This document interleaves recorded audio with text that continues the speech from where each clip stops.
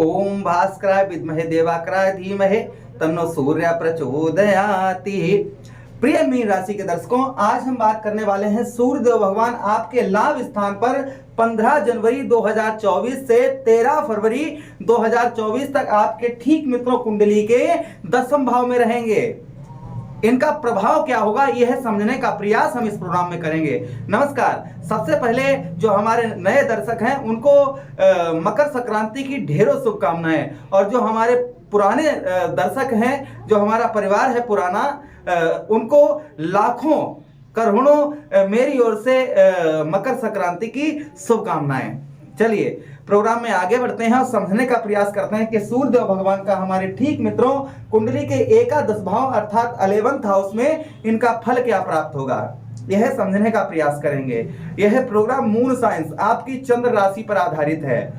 अगर आपकी मीन चंद्र राशि मीन है तो भी इस प्रोग्राम को देख सकते हैं, आप अपनी लगन पर भी इस प्रोग्राम को देख सकते हैं।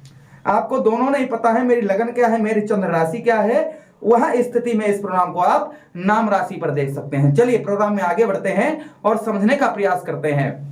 सबसे पहले वीडियो को लाइक कर दीजिएगा और चैनल को सब्सक्राइब अवश्य कर लेना, बेल आइकन प्रेस कर लेना, जैसे जब भी हम कभी वीडियो डालें तो आपको तुरंत उसकी नोटिफिकेशन मिल सके। चलिए प्रोग्राम में आगे बढ़ते हैं और समझने का प्रयास करते हैं।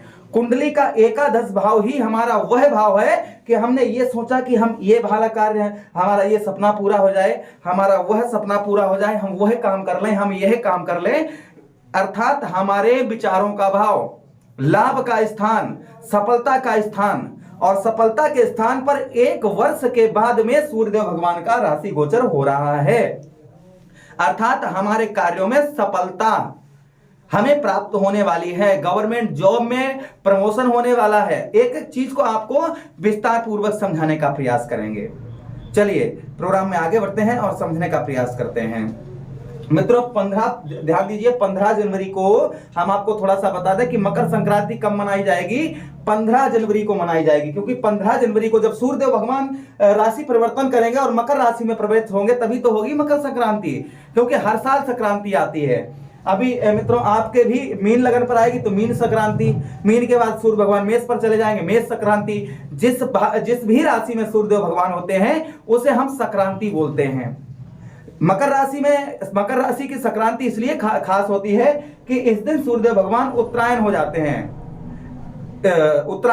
हैं, तो कहीं ना कहीं यह दिन देवताओं का बोला जाता है, इसीलिए हम मकर संक्रांति का पर्व मनाते हैं। सूर्यदेव भगवान आपके एकादश भाव में हैं। अभी तक जो आपको, चाहे आप बिजनेस व्यापार कर रहे हो, चाहे कोई भी कार्य कर रहे हो जिसमें आपको सफलता नहीं प्राप्त हो पा रही थी, यह सफलता आपको प्राप्त होगी, किंतु धीरे धीरे, क्योंकि सूर्यदेव भगवान 15 जनवरी को ही राशि परिवर्तन करेंगे तो 15 जनवरी से ही फल मिलना प्रारंभ हो जाएगा। हाँ ये बात सत्य है, किंतु धीरे धीरे मिलेगा। बढ़िया रिजल्ट आए इनके 25-26 मित्रों जनवरी के बाद में, 26 जनवरी के बाद में उत्तम और बेहतर रिजल्ट आपको देखने को मिलेंगे। अच्छा, दूसरी चीज यहां पर मित्रों, आप अगर गवर्नमेंट जॉब में हैं, प्रमोशन हो सकता है, उच्च अधिकारियों से संबंध तालमेल उत्तम होंगे, बेहतर होंगे, किसी सहयोगी का आपको सहयोग प्राप्त होगा। आपके किसी सहयोगी का, गवर्नमेंट जॉब करते हैं उसका सहयोग आपको प्राप्त होगा, काम का प्रेशर और लोड आप पर कम होगा। जो लोग गवर्नमेंट जॉब की तलाशी कर रहे थे, संभवतः मैं ईश्वर से कामना करूंगा, भगवान बजरंगबली से, कृष्ण कन्हैया से, कि आपको अवश्य ही वो जॉब दिलवा दें। वैसे सूर्यदेव भगवान यहां पर हैं तो संभावना बन रही है कि आपको गवर्नमेंट जॉब प्राप्त हो, क्योंकि सूर्य ही हमारी गवर्नमेंट जॉब के कारक हैं। हमने खासकर देखा है कुंडलियों का जब एनालाइज किया है तो हमने खासकर देखा है कि सूर्यदेव भगवान को हमने 2 भाव में देखा, एक तो अष्टम भाव में और दूसरा मित्रों एकादश भाव में। जिसके भी कुंडली में हमने इनको अच्छी उत्तम स्थिति में देखा तो कहीं ना कहीं वो है लोग कहीं पुलिस में या आर्मी में या टीचर है ना, किसी ना किसी गवर्नमेंट जॉब के उनके पास थी।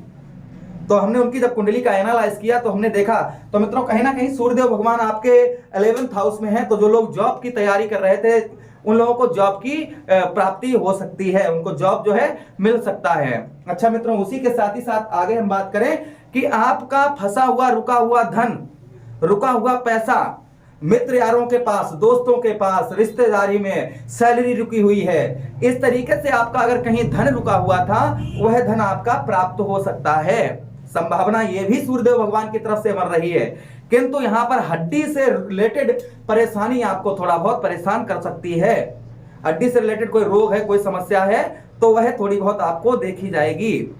तो आपको थोड़ा सा मेडिसिन और थोड़ा सा उपाय आप सूर्यदेव भगवान का करते रहें। अच्छा, उसी के साथ ही साथ मित्रों, भाई बहनों से संबंध जो होंगे वह आपके उत्तम और मधुर संबंध देखे जाएंगे। भाई बहनों से आपके जो संबंध है वह संबंधों में मधुरता आएगी और संबंध आपके मधुर देखे जाएंगे। अच्छा, उसी के साथ ही साथ मित्रों आगे हम बात करें कि निद्रा, आलसपन, आपको यह चीजें सता रही थी, जैसे नींद ज्यादा आना, आलसपन होना, तो यह भी आपका दूर होगा। निद्रा और आलसपन आपके ये चीजें दूर होंगी। अच्छा मित्रों, उसी के साथ ही साथ हम आगे बात करें कि आपको किसी भी कार्य में सफलता नहीं प्राप्त हो पा रही थी। यहाँ पर बहुत सारे कार्य आपके संपूर्ण होने वाले हैं, जो महीनों से रुके हुए थे वह कार्य आपके पूर्ण होने वाले हैं, किंतु थोड़ा सा परिश्रम करने की आवश्यकता रहेगी। अच्छा, सूर्यदेव भगवान के पास में मित्रों एक दृष्टि भी है, जिसे हम कहेंगे सप्तम दृष्टि, क्योंकि सूर्य कौन है? प्रकाश है भाई। जब सूर्यदेव भगवान उगते हैं तभी तो हमारा दिन निकलता है, तो इनका प्रकाश भी हमारे एक भाव में पड़ेगा। तो वह कौन सा भाव होगा जिसमें हमारा इनका प्रकाश पड़ेगा? तो देखिए यहाँ पर 1 2 3 4 5 6 7 आपकी कुंडली का कौन सा भाव होगा? 1 2 3 4 5। अच्छा, जिन लोगों को सूर्य की दशा चल रही है ना, उनके लिए भी उत्तम समय है, बेहतर समय है जिन लोगों पर सूर्य भगवान की दशा चल रही है। पंचम भाव किसका होता है? शिक्षा का स्थान होता है, हमारी बुद्धि का स्थान होता है। बुद्धि पर प्रकाश हो रहा है मित्रों, बुद्धि पर प्रकाश होगा। यहाँ पर सूर्यदेव भगवान की दृष्टि पड़ेगी तो बुद्धि पर आपके प्रकाश होने वाला है। तो बुद्धि जो काम नहीं कर रही थी अभी तक, वह बुद्धि आपकी काम करेगी। बुद्धि पर यहां पर बहुत बड़ा इफेक्ट पहुंचने वाला है, यानी बुद्धि जो अभी तक आपकी काम नहीं कर रही थी वह बुद्धि आपकी उत्तम बेहतर तरीके से काम करेगी। अच्छा, उसी के साथ ही साथ मित्रों आगे हम बात करें, यहां पर आपको जो शादी से पहले जो लोग प्रेम करते हैं, प्रेम में मधुरता आने वाली, क्योंकि कारक भी सूर्यदेव भगवान प्रेम के हैं, तो कहीं ना कहीं प्रेम संबंधों में आपके मधुरता आएगी। सामने वाले पार्टनर की डिमांडें बहुत सारी पूरी कर पाएंगे। रोमांस लाइफ में बढ़ेगा, आपके लाइफ में रोमांस बढ़ेगा। अच्छा, उसी के साथ ही साथ मित्रों आगे हम बात करें कि स्टूडेंटों के लिए बेहतर उत्तम समय होगा। आप अगर विद्यार्थी हैं तो विद्यार्थियों के लिए उत्तम समय होगा। कहीं आपके इस समय अगर आप एग्जाम वगैरह है तो आप बेहतर उन पर थोड़ा सा अच्छा ध्यान दे पाएंगे और एग्जाम में आपको सफलता भी प्राप्त होगी। अगर आप मेहनत करते, देखिए ग्रह हमें अच्छा ही फल, हमारे विचार बदलते हैं, हमें बुद्धि प्रदान करते हैं, मेहनत तो हमको ही करनी होती है। बिना मेहनत अगर फल आप चाहते हैं तो आप बहुत गलत हैं, आपको कुछ नहीं प्राप्त होगा। अगर बिना मेहनत के चाहते हैं, बिना मेहनत के कुछ भी प्राप्त नहीं है। अच्छा मित्रों, पेट संबंधी कोई रोग आपको परेशान कर रहा था, वह रोग भी आपका दूर होता हुआ नजर आ रहा है। पेट संबंधी किसी प्रकार का अगर रोग था, वह रोग परेशानी आपकी दूर होने वाली है। अच्छा, उसी के साथ ही साथ मित्रों आगे बात करें, पिता के साथ संबंध जो है वह थोड़े से बिगड़ सकते हैं।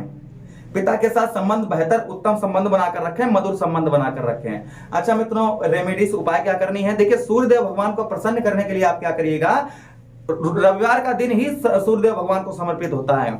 रविवार के दिन एक रोटी पर गुड़ रखिए, घर की प्रथम रोटी हो, और उस रोटी को गौ मैया को खिलाइएगा श्रद्धा भाव से, या फिर भगवान श्री हरि के मंदिर में या फिर सूर्यदेव भगवान के मंदिर में लाल पुष्पों को चढ़ाइए। रविवार के दिन लाल पुष्प चढ़ाइए, या फिर आप बहते हुए जल में प्रभावित करिए श्रद्धा भाव से, सूर्यदेव भगवान का ध्यान करके।